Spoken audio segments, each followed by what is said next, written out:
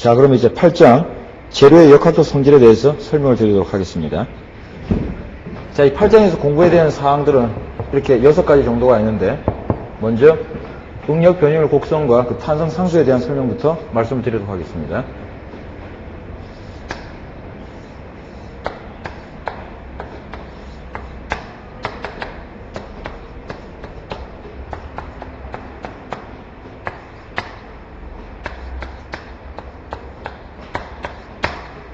자, 어떤 재료를 갖다가 실제 이제 구조재로 사용을 해서 설계 반영을 하려고 하면 그 재료에 대한 어떤 물성치를 갖다 먼저 알아야 되는데, 그 재료에 대한 어떤 그 역학적 성질을 갖다 파악하기 위한 시험으로는 이렇게 부재 축 방향에 대한 인장 시험 또는 압축 시험을 통해서 그 재료에 대한 어떤 역학적 성질을 나타내는 어떤 상수값을 갖다가 얻도록 되어 있습니다.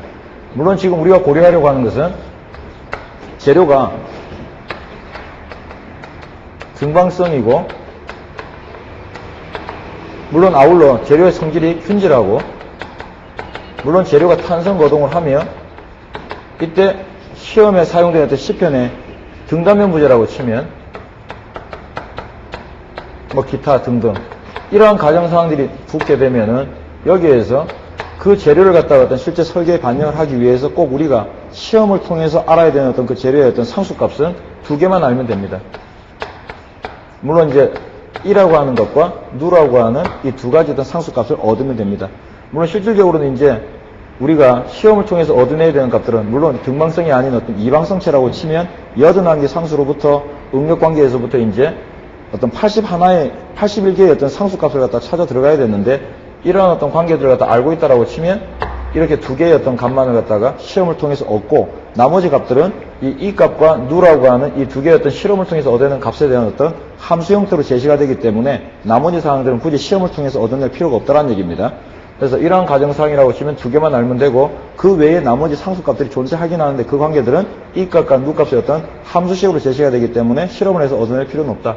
그래서 먼저 지금 제가 여러분들한테 소개를 하려고 하는 것은 이처럼 부재 길이 방향으로 일축 방향으로 인장을 받고 있는 어떤 재료에 대한 관계로부터 이런 재료가 힘을 받게 되면 변형이 생길 텐데, 이때 아마 변형 모습은 당기는 방향으로 힘을 주는 방향으로나마 부재가 늘어나는 변형이 생길 것이고, 이때 교축 방향에 대해서는 이와 같이 부재가 아마 수축 변형이 생길 거라는 것을 갖다가 쉽게 알 겁니다.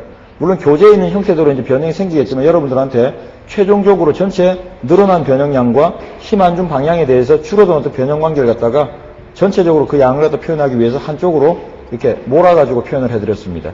그래서 어떻게 실험을 하냐면, 힘을 주어가지고 이 부재가 최초의 상태에서부터 0에서부터 힘을 갖다가 계속적으로 증가시켜서 이 부재가 파단될 때까지, 파괴될 때까지 힘을 주어가지고 이때 제하시킨 힘과 이때 유발되어진 변형 관계, 이 관계를 갖다가 플로팅 하시면 됩니다.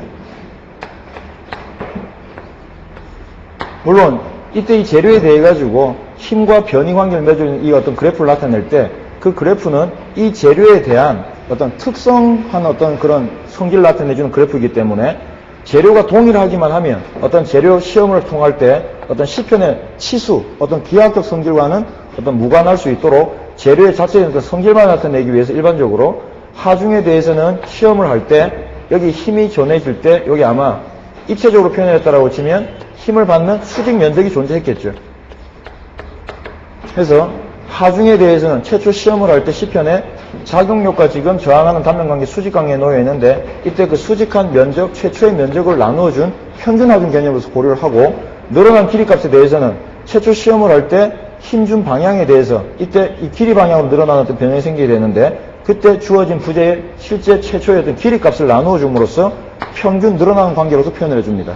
그래서 이때 평균 하중할 때 우리는 힘과 저항한 단면 관계가 지금 수직 관계에 제시되어 있기 때문에 이 응력을 우리는 수직 응력이라 하고, 이때 유발되는 이 평균 늘어난 양을 갖다가 수직 변형률이라고 표현을 해서 힘과 변형량 관계를 표현하는 것이 아니라 평균화 중인 응력과 평균 늘어난 관계인 변형률의 관계, 즉 시그마와 입실론 관계로 일반적으로 표현을 합니다.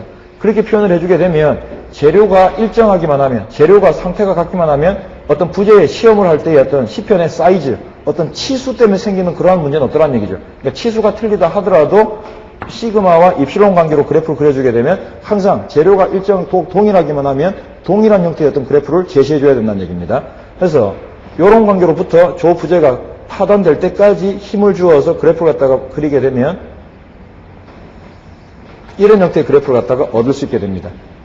자, 여기에서 먼저 여러분들이 고려해야 되는 어떤 절점이 있는데, 먼저 이 부재가 힘과 변형 관계를 맺는 그래프를 그릴 때에 이런 형태의 또 움직임을 갖다가 여기 와서 부재가 이제 파단이 되게 되는데, 즉 끊어지게 되는데, 이때 부재가 깨질 때까지 최대로 많이 받은 값을 고려하게 되면 여기 정점이 될 텐데, 이 정점의 요 놈의 명칭을 갖다가 우리는 극한점이라 하고, 이때 부재가 받던 힘의 크기를 갖다가 시그마 U라고 하는 천자로서 표현을 합니다. 그래서 요것을 갖다가 우리는 극한점, 이때의 강도를 극한 강도, ultimate strength라고 얘기를 합니다.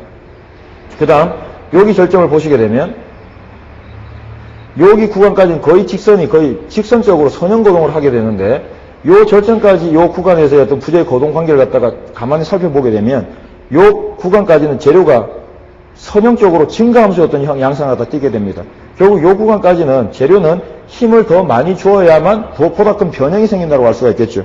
바꿔 말하면 여기 어떤 이미 한계의 절점을 생각했다라고 치면 요 절점의 의미는 이만한 힘을 주어야 비로소 이것만큼의 변형이 생긴다는 얘기겠다. 그죠?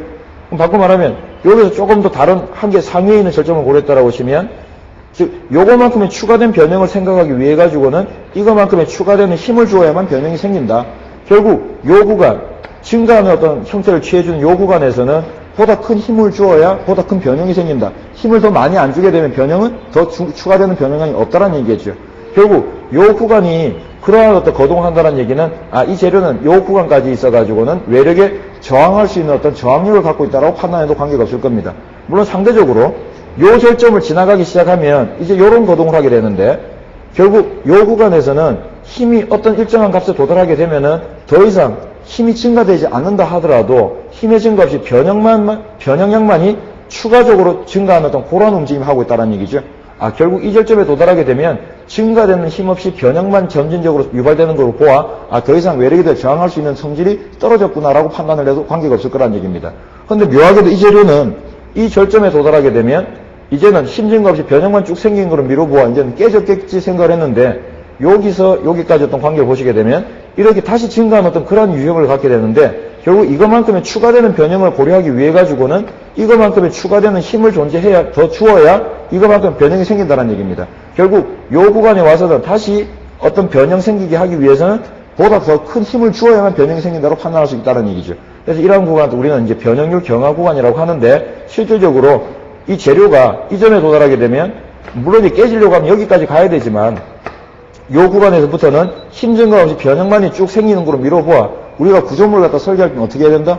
구조물이 외력에 대해 가지고 안 깨진다. 즉 강도 측면에서 안전하도 안전한 것이 아니라 뭐까지 추가적으로 고려해야 돼요? 사용성에 대해서. 그래서 결국 힘을 받아서 부재는 깨지지 않는다 하더라도 부재에 과도한 변형이 생기게 되면 사용성에 문제가 생길 수 있기 때문에 어때요? 파괴된 걸로 간주할 수 있다고 했습니다. 물론 우리가 고려하는 모든 이론들은 지금 미소 변이 이론이라고 하는 작은 변형이 생겼을 때 국한시켜서 모든 관계를 지금 고려하고 있는 상태라고 생각을 하게 되면 결국 우리가 이런 재료를 갖다 설계에 반영할 때 의미가 있는 값은 물론 최대로 강도는 여기까지 받을 수가 있지만 요 값에 도달하면 이미 그 재료는 그 외력에 대해서 저항할 수 있는 성질이 이미 다 했다고 보고 이때의 값을 갖다 우리는 일반적으로 그 재료의 강도라고 여기며 그때의 값을 우리는 시그마 Y라고 하는 어떤 형태로서 표현을 합니다.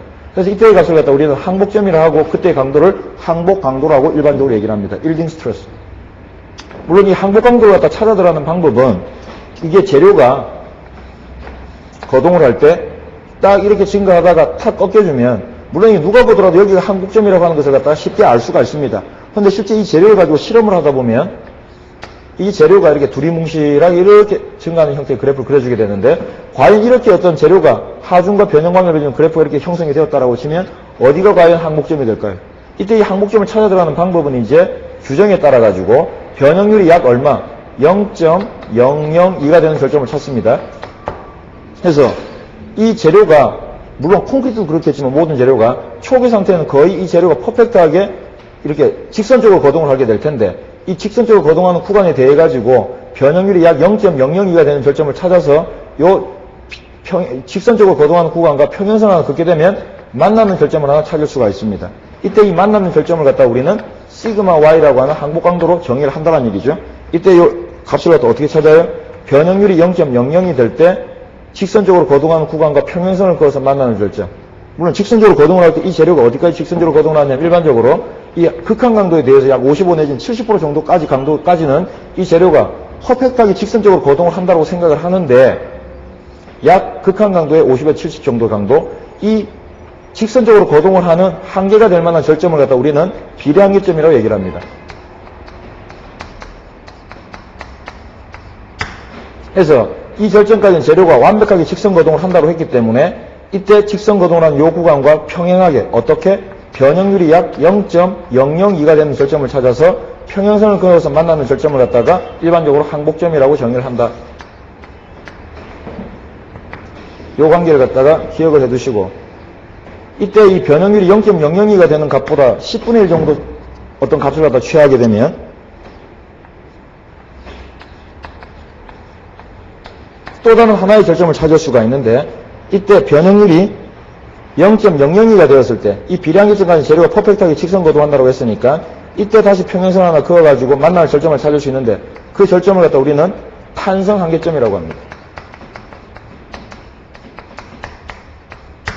그래서 일단 여러분들은 머릿속에다가 이 비례한계점, 탄성한계점, 항복점, 그 다음 극한점, 그 다음 하단점 이 절점의 어떤 순서들을 갖다가 명심하도록 하고 적어도 이 항복점을 찾아 들어갈 때 방법 어떻게 비례한계점하고 평행선을 그었을 때 변형률이 0.002에서 찾았다고 하는 것을 갖다가 꼭 명심해 주시기 바랍니다. 근데 실질적으로 이 재료가 여러분들을 소개를 하기 위해서 비례한계점, 탄성한계점, 항복점 이런 관계들을 갖다 설명을 드렸는데 실질적으로 실험을 하게 되면 거의 이 재료가 이렇게 붙어서 올라가게 됩니다. 올라가다가 비례한계점을 지나게 되면 탄성한계점을 지나 항복점, 그 다음에 떨다가 이 리더밴드라고 그러죠. 그 다음에 이렇게 극하점을 지나서 파괴되게 되는데 이처럼 이 비례한계점, 탄성한계점, 항복점이라고 하는 것은 거의 식별이 안 될 정도로 거의 한 인근 점점에 뭉쳐져 있습니다. 그래서 이런 재료에 대해 가지고 실제 우리가 설계에 반영할 때에는 이 항복점이라고 하는 절점이 탄성한계점과 비례한계점을 동시에 공유하는 절점으로 보고 우리는 이 재료는 항복점까지는 퍼펙트하게 직선적으로 거동을 한다고 두며 앞으로는 이 항복점이 탄성한계이자 비례한계점이라고 생각을 하시면 되겠다. 그래서 이처럼 그 재료 하나에 대해 가지고 하중과 어떤 변형 관계를 맺어주는 어떤 그래프를 갖다 그리게 되면은 이와 같이 직선적으로 고려할 수 있는 구간을 하나 생각할 수 있는데 이때 이 직선에 대한 어떤 관계에서 이 직선의 기울기를 고려한다라고 치면 결국 이 직선의 기울기는 탄젠트 phi. 물론 이 탄젠트 phi라고 하는 것은 그때까지의 요 가로 방향의 어떤 변형률과 세로축 관계에 대한 응력에 대한 관계였던 b가 결국 요거 가격 기울기가 되겠죠. 이렇게 나타낼 수 있는데 이때 모든 재료마다 직선적으로 간주할 수 있는 이 구간에서 이 직선의 기울기 값이 모든 재료마다 틀리더라는 얘기입니다. 그래서 일반적으로 이 직선의 기울기를 갖다 나타내준 값을 우리는 E라고 하는 첨자로 나타내면 이때 이 E를 갖다 뭐라 그래요?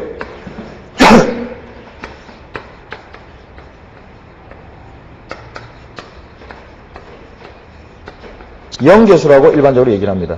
물론 탄성계수라고도 표현을 합니다. 그래서 이것이 바로 이제 여러분들이 시험을 통해서 얻어내야 되는 어떤 그 재료의 물성치 중에 하나의 값으로서 이 관계가 바로 이렇게 직선적으로 거동할 수 있는 구간에 대한 어떤 직선의 기울기 값이라는 것을 갖다가 하나 꼭 명심해 주시기 바랍니다. 물론 지금 여기서 보다시피 지금 어떤 재료에 대한 어떤 물성치 테스트를 할 경우에는 이처럼 축 방향에 대해서 일축 방향에 대해 가지고 인장 시험을 하는 경우도 있고 압축 시험을 하는 경우도 있다라고 했는데 지금 제가 여러분들 소개하고 있는 방법은 인장시험입니다. 그래서 인장시험을 하고 있다는 얘기는 이 재료 자체가 어떤 재료냐면 이미 이 재료는 연성재료란 얘기입니다. 물론 이제 콘크리트와 같은 치성재료 같은 경우에는 그 재료의 어떤 시편을 갖다가 시험할 때 어떻게 해요? 압축 강도 테스트를 하는 것이 일반적인 경우라고 생각하시면 되겠죠. 물론 어떤 콘크리트와 같은 돌, 그러한 재료가 갖다 치성재료, 강재와 같은 물론 이제 연성재료 중에 가장 대표가 될 만한 것이 스틸, 어떤 강재가 될 텐데 그 가장 큰 차이점은 이처럼 스트레스 스트레인 커브를 그렸을 때에 여기 소송 구간, 물론 이 구간을 갖다가 이제 우리는 탄성 구간, 이걸 갖다 완전 소송 구간, 이 구간을 갖다가 변형률 경화 구간, 이 구간을 갖다가 이제 네킹 존이라고 얘기를 하는데 이와 같은 완전 소송 구간, 하중 증가 없이 변형률만 점진적으로 유발되어지는 이러한 구간이 존재하는 재료가 바로 연성 재료란 얘기입니다. 물론 여기서 이제 뭐 상대적으로 콘크리트에 대한 얘기를 간단히 한다라고 치면 콘크리트 같은 경우에는 변형률 관계가 응력과 변형 관계가 이렇게 휘다가 이렇게 끊어지는 그런 거동을 있게 되죠. 결국 이 그래프상을 보시게 되면 이게 콘크리트에 대한 응력 변형률 관계 곡선인데 이런 소송 구간이 존재하지 않는다는 얘기입니다. 즉 하중 생각 없이 변형만 쭉 생기게 되는 어떤 그런 직선 구간이 없기 때문에 이러한 재료를 뭐라 그래요? 취성 재료라고 하죠. 그래서 지금 제가 시편을 갖다가 인정시험을 하겠다는 얘기 자체가 바로 연성 재료라 했다는 얘기고, 결국 그 연성 재료 대표가 되면 강제일 경우에 이와 같이 응력 변형 선도를 갖다 그리게 되면 직선 구간과 하중 생각 없이 변형만 생기는 이런 소송 구간, 그 다음 변형 경화 구간, 그 다음에 네킹존을 지나서 이런 어떤 물리적인 거동을 유발시켜나는 것을 갖다 설명을 드렸습니다. 그래서 여기서 꼭 여러분이 하나 기억을 해야 되는 것보다 이 곡선상에 있어가지고 비례한계, 탄성한계, 항복점, 극한점, 파단점, 절점의 순서와 그 다음 항복점이라고 하는 곳을 갖다 일반적으로 설계할 때에는 탄성 비례한계점의 어떤 공유하는 절점이라고 생각을 하고, 거기까지 재료는 탄성적으로 비례적으로 거동을 한다고 생각하면 되겠습니다. 그래서 이 직선 상태를 나타내는 이 직선의 기울기 값이 모든 재료마다 차이가 있는데, 그 직선의 기울기를 갖다 어떻게 해야 된다? 실험을 통해서 반드시 얻어내야 된다는 얘기입니다. 그래서 이 관계로부터 하중과 변형 관계를 맺어주는 이 값을 실험을 통해서 얻어냈다라고 치면, 이러한 관계를 우리는 시그마는 이 입실로는 관계로서 다시 표현할 수 있는데, 이러한 관계식을 갖다 뭐라 그래요? 물론 이제 재료의 어떤 재료의 성격을 안다라고 치면 하중과 변형 관계를 맺어주는 이러한 식을 갖다 우리는 구성식이라 하고, 그 중에서 일축 방향에 대한 하중 변형 관계를 맺어주는 이러한 식을 갖다 우리는 후계 법칙이라고 얘기를 합니다. 그래서 이 후계 법칙을 갖다가 이러한 개념으로부터 정리를 했기 때문에 결국 후계 법칙이 성립이 될 수 있는 영역은 시그마 Y과 같이, 즉 재료가 선형 탄성 거동을 하는 영역 내에서만 이 법칙이 적용된다는 것을 갖다가 아울러 꼭 기억을 해두시기 바랍니다. 그 다음 여기에 추가적으로 또 하나 더 이제 꼭 기억을 해야 되는 값이 뭐가 있냐면, 아까 이 값, 누 값 두 개의 또 물성치를 갖다 시험을 통해서 얻어내야 된다고 했는데, 저 누라고 하는 것은 이제 우리가 고려하는 건 재료는 이처럼 하중을 한쪽만 받는 것이 아니라 이축 단면 생각이 있다라고 치면 X, Y 방향으로 이제 이축으로 힘이 이렇게 존재하고, 만약 공간 생각이 있다라고 치면 삼축 방향으로 힘이 다 존재하겠죠. 이때 이 경우에 전체적으로 X, Y 방향 다 잡아당길 때 X 방향만의 어떤 변형량을 고려한다라고 치면 어떻게 처리해야 될까요? 물론 요 관계를 갖다 이제 중첩 원리를 적용한다라고 치면 X 방향만의 힘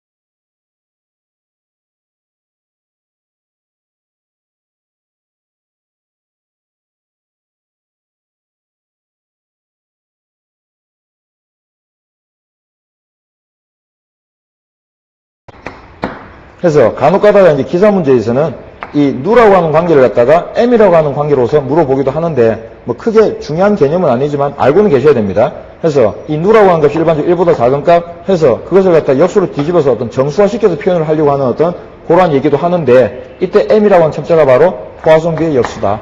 그래서 포화송비에 대한 정의까지 기억을 하시게 되면 이제 여러분들은 이런 등방성 재료라고 치면 물론 이제 균질하고 탄성이고 등단면이면 이와 같은 이 값, 누 값 두 개의 어떤 재료에 대한 물성치를 갖다 시험을 통해 찾아야 된다고 했는데 그 중 하나가 바로 이 값. 뭐다? 직선적으로 거동한다고 가주되어진 구간에서의 직선의 기울기 값. 그 다음에 포화손비. 포화손비라고 하는 것은 뭐예요? 힘준 방향과 힘안준 교축 방향에 대한 변형이 동시에 유발되게 되는데 그때 힘준 방향에 대한 변형률과 힘안준 방향에 대한 변형률에 대한 관계를 갖다가 나타내는 상수값이 포화손비다 하는 것. 물론 이 스틸에 대해 가지고도 이 값은 일반적으로 잘 아시겠지만 2.0에서부터 2.1 곱하기 10의 6승 kg/cm 제곱이라고 하는 값을 갖고 있습니다. 그래서 적어도 스틸 같은 경우에 쇠 또는 뭐 여러분들 철근 콘크리트 공부를 이미 하고 계시니까 콘크리트 재료 우리가 많이 이제 접하게 되는 형태의 어떤 재료에 대한 물성치 정도는 간단하게 기억을 해 두시는 것이 아마 조금 시험을 치는 데 도움이 되리라고 봅니다. 그래서 이처럼 두 개의 어떤 그 등방성 재료일 경우에 그 물성치를 갖다 시험을 통해서 얻게 되면 그 외에도 다른 물성치를 나타내는 값들이 존재한다 그랬다 그죠? 그 중에 여러분들이 많이 접하게 될 것이 G라고 하는 겁니다. 물론 이 G라고 하는 것은 뭐냐면 전단 탄성 계수라고 하는 거죠.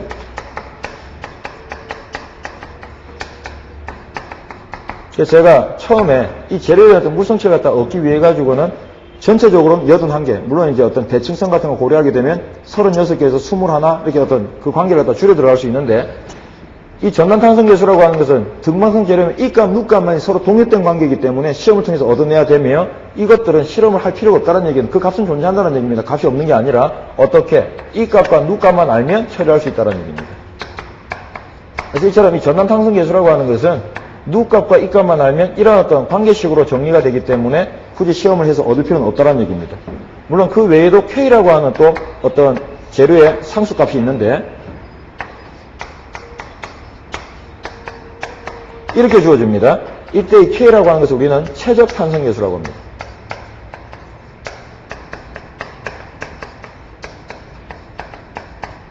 그래서 이처럼 이와 누값 외에도 많은 어떤 재료의 어떤 성질 나타내는 물성치 값들이 있는데 그 관계들은 굳이 실험을 할 필요가 없다. 재료가 어떻다라고 치면 등방성이고 균질하고 재료가 어떤 탄성거동을 하는 어떤 그러한 형태의 재료라고 치면 그래서 이처럼 그 외에도 G값, K값, 기타 여러 가지 상수들이 존재하지만 그 외의 것들은 이 값과 어떤 누 값의 어떤 이런 관계를 갖는 식으로 표현이 되기 때문에 굳이 시험을 통해서 얻을 필요까지는 없다는 얘기입니다.